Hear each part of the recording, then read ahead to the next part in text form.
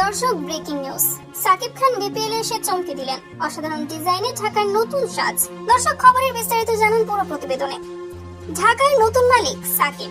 বাংলাদেশের প্রিমিয়ার লিগে প্রতি আসরেই ঢাকা ফ্র্যাঞ্চাইজি মালিকানা পরিবর্তন হয়।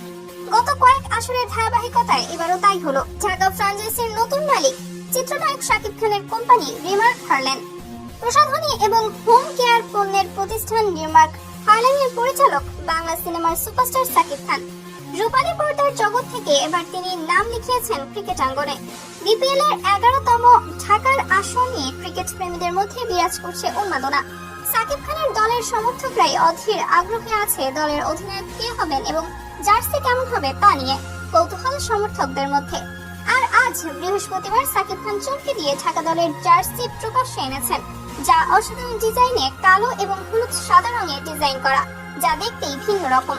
তো দর্শক, আপনাদের কাছে সাকিব খানের নতুন জার্সি দেখে কি মতামত তা অবশ্যই জানিয়ে দিবেন ভিডিওর কমেন্ট বক্সে।